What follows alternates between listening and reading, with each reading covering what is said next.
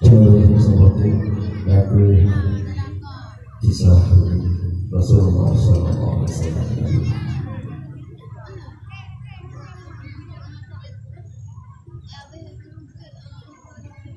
Nabi Tayo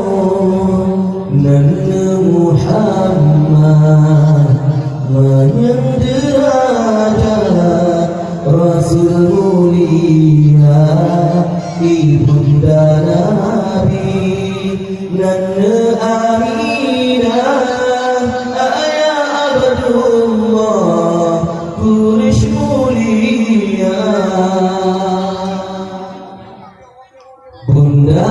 Aminah binti Wahab bin Abdul Manaf bin Dura bin Kilab Ayahanda Abdullah bin Abdul Muttalib bin Hashim bin Abdul Manaf bin Qusay bin Kilab bin Murrah bin Ka'ab bin Lu'ay bin Ghalib bin Fihr bin Malik bin Umar bin Kinanah bin Khudaymah bin Mudrika bin Ilyas bin Mudar bin Nidar bin Ma'ad bin Adnan bin Ud bin Muqawwim bin Nahur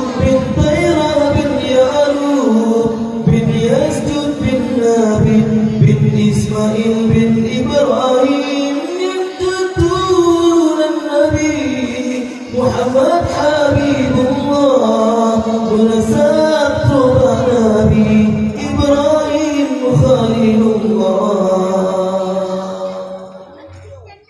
lahir di Nabi di Nandro Makkah Nandro Madinah Bubu Maulana Urus Senayan Tandai Duada Mibatun Dada Rabiul Mula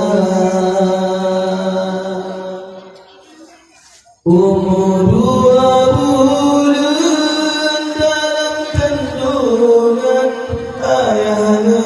sayang ketinggai dunia yatim dalam kandung di Rasulullah kata li ayah lahir Maulana kamati apui majusi semua hancur lumpuhlah patung-patung berhala sampai leurang bergetar Ka'bah senang di Ka'bah dengan lahir Maulana Nabudro bidan lahir Rasulullah Maryam Asia sarangan Hawa Ma'ridah Nabi Nana Suwaibah Halimatus Sa'diyah Ma'ridah kedua umuran tun di Rasulullah hendak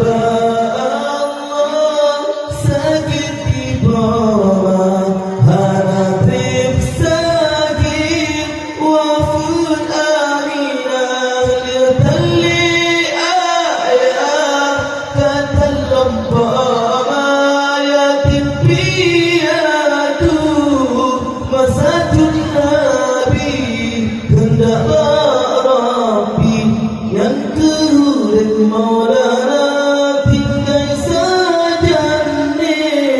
Abdul Muttalib yang asulit masajud di Maulana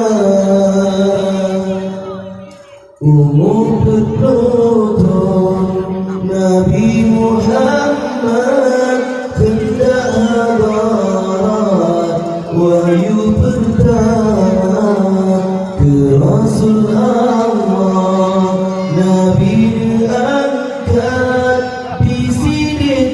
tempat